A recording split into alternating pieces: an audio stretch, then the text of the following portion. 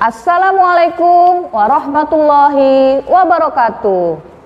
Bertemu kembali dengan saya, Ibu Siti Tienti Wahyuni Nasution, Magister Pemikiran Islam dalam bidang studi Sosiologi di SMA Islam An-Nizam, Medan. Apa kabar anak-anak? Semoga semua dalam keadaan sehat walafiat, tetap semangat belajar sosiologi. Karena sosiologi wonderful.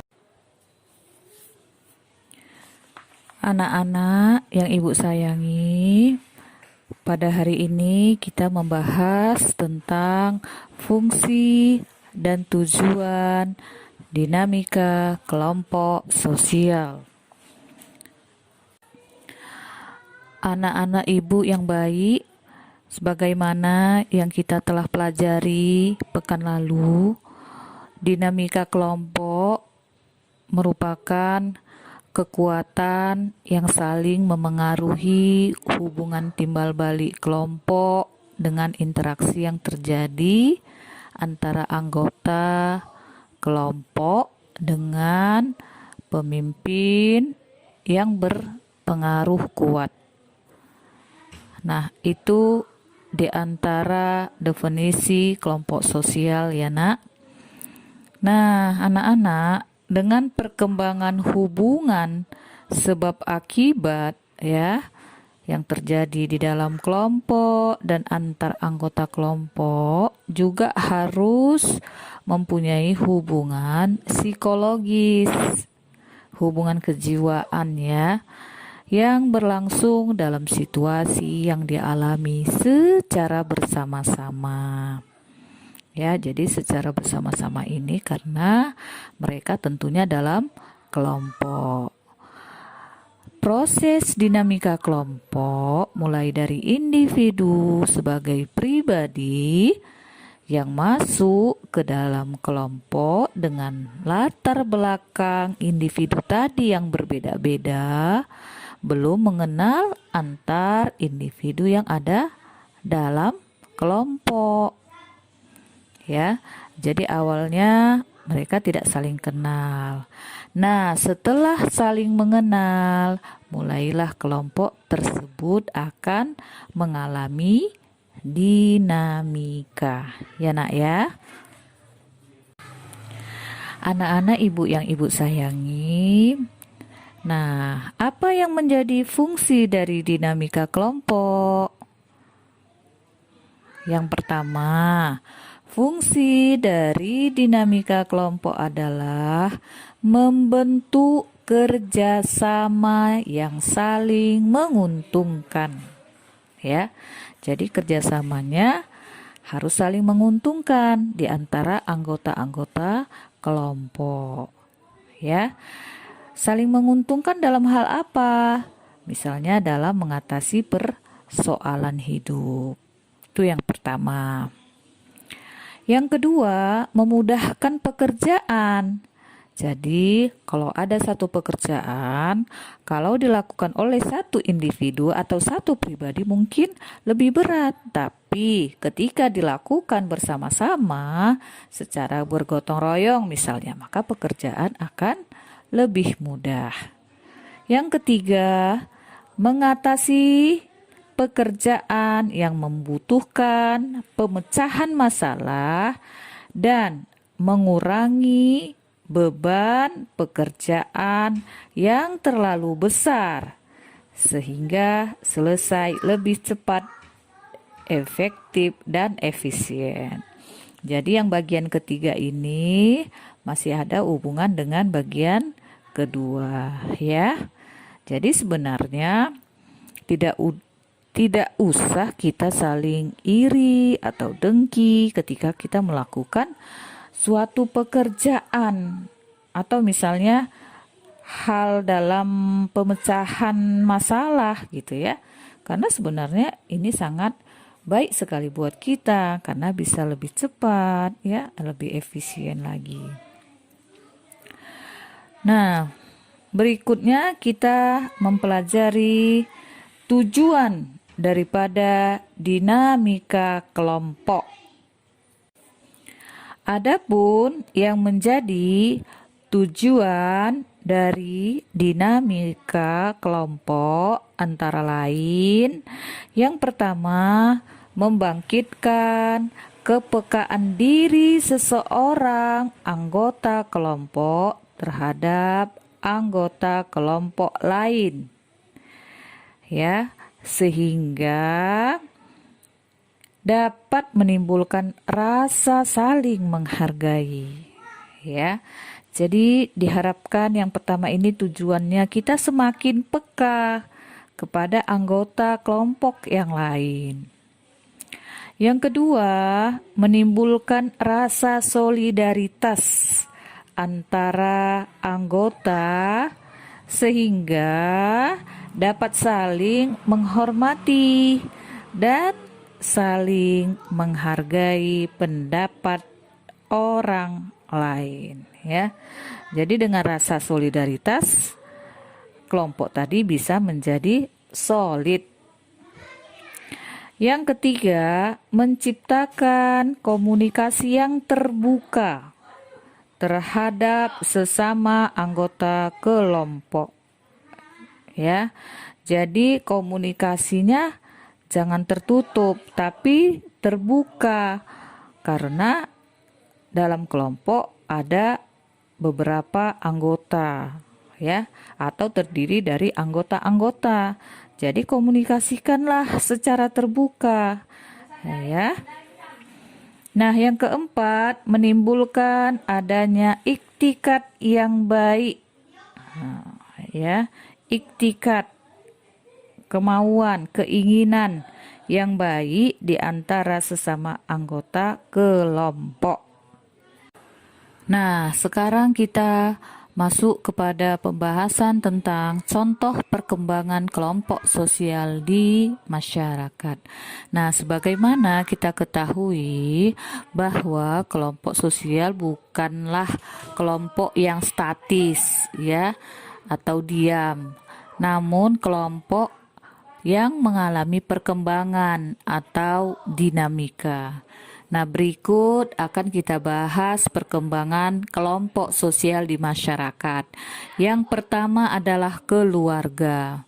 Apa itu keluarga? Keluarga adalah unit atau satuan masyarakat terkecil yang sekaligus merupakan suatu kelompok kecil dalam masyarakat. Keluarga mempunyai 4 karakteristik yang memberi kejelasan tentang konsep keluarga. Apa aja karakteristik keluarga? Yang pertama, keluarga terdiri atas orang-orang yang bersatu karena ikatan perkawinan, darah, atau adopsi. Yang kedua, para anggota suatu keluarga biasanya hidup bersama-sama dalam satu rumah dan mereka membentuk satu rumah tangga atau household.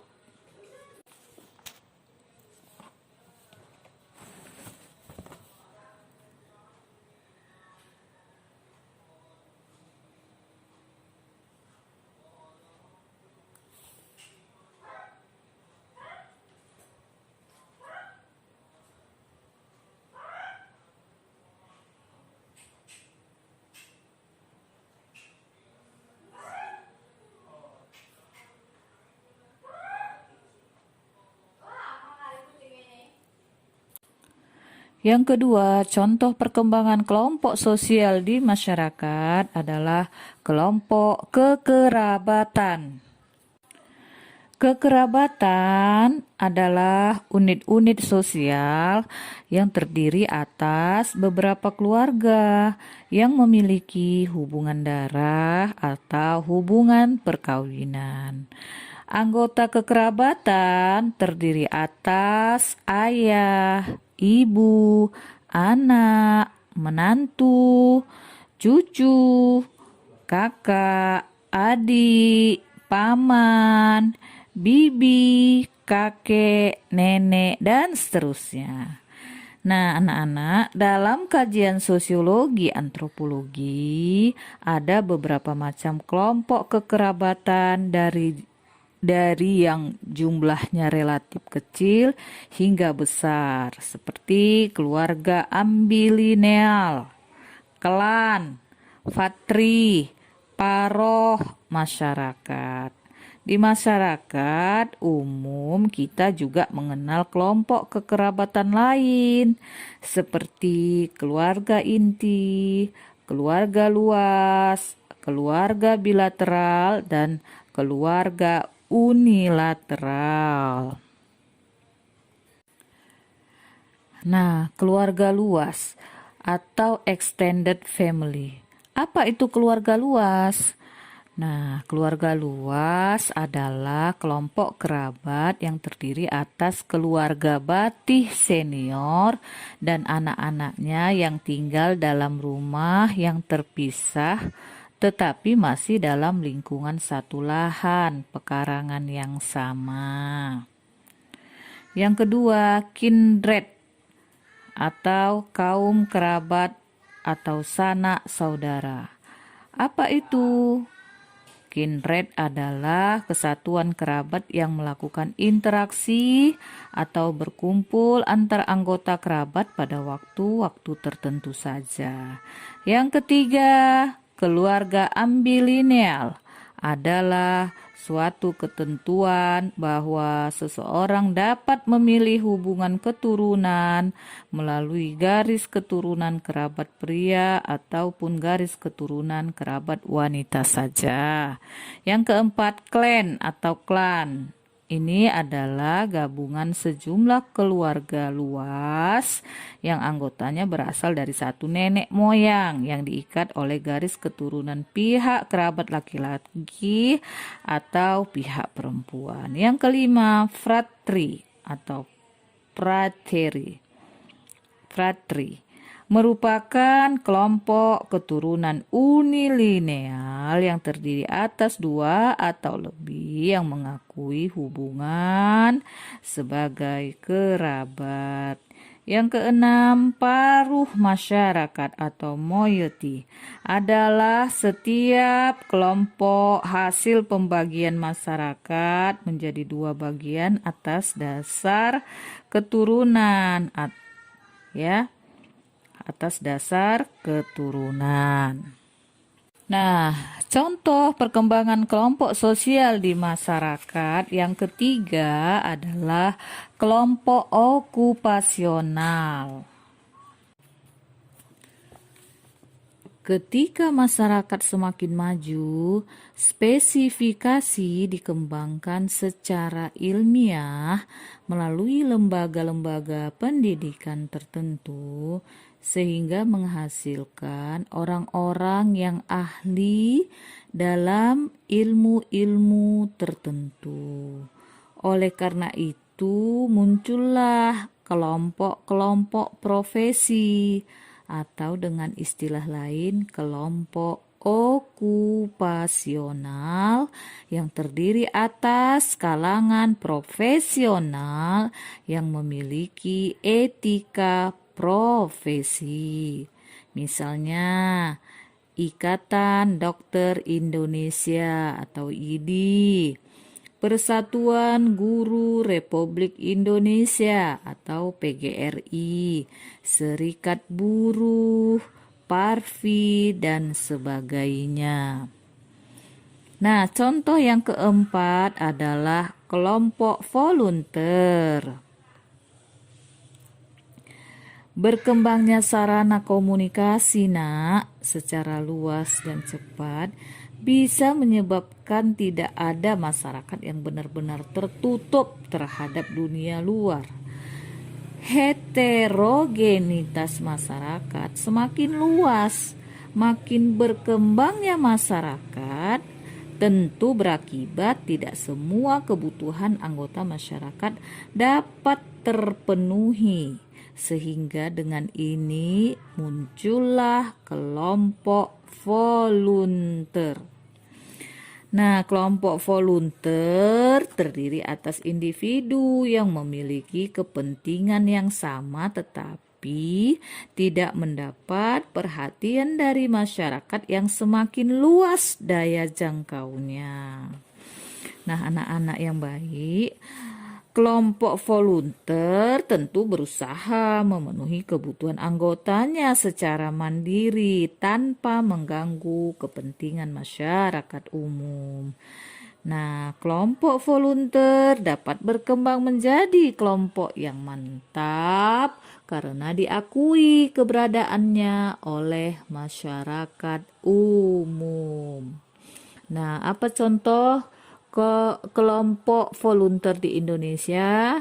Yang pertama KIPP, yaitu Komite Independen Pemantau Pemilu. Ada lagi Parpol, setelah itu ada lagi Ormas, ya, seperti NU, Muhammadiyah, dan ada lagi LSM atau Lembaga Swadaya Masyarakat. Contoh berikut adalah masyarakat desa atau rural community. Nah, menurut Redfield, ciri-ciri masyarakat desa di Indonesia meliputi yang pertama berkaitan dengan tradisi masyarakat. Yang kedua, memiliki rangkaian sistem teknologi yang sederhana. Yang ketiga, bersifat tetap atau tidak banyak mengalami perubahan. Yang keempat, memiliki sifat sederhana dan daya pakai serta produktivitas yang relatif rendah. Yang kelima, dalam beberapa hal memiliki sifat rasional. Tingkat buta huruf juga masih relatif tinggi. Dan yang ketujuh, hukum yang berlaku tidak tertulis atau tidak kompleks. Yang kedelapan, ekonomi produksi untuk keperluan keluarga.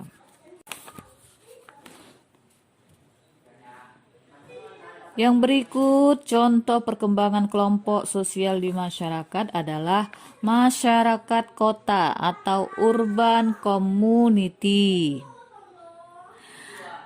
Anak-anak, masyarakat perkotaan atau modern ini memiliki ciri atau karakteristik sebagai berikut. Yang pertama, orang yang bersikap terbuka terhadap pengalaman dan penemuan baru.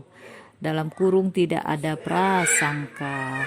Yang kedua, siap untuk menerima perubahan setelah menilai kekurangan yang dihadapi. Yang ketiga, peka terhadap masalah yang terjadi di sekitarnya. Yang keempat, memiliki informasi yang lengkap mengenai pendiriannya. Yang kelima, lebih banyak berorientasi ke masa kini dan mendatang. Yang keenam, menyadari adanya potensi yang ada pada diri dan yakin dapat dikembangkan. Yang ketujuh, tidak pasrah pada nasib. Yang kedelapan, percaya pada manfaat iptek. Yang kesembilan, menyadari dan menghormati hak, kewajiban, dan kehormatan orang lain. Demikianlah bahasan kita pada hari ini. Semoga dapat dikembangkan dan dapat menambah pemahaman serta wawasan kita tentang dinamika kelompok. Wabillahi taufiq wal hidayah. Assalamualaikum warahmatullahi wabarakatuh. Demikian pembelajaran hari ini. Sampai jumpa di video pembelajaran berikutnya. Jangan lupa like, comment, and share video ini. SMA Islam An-Nizam, unggul, cerdas, islami. Assalamualaikum warahmatullahi wabarakatuh.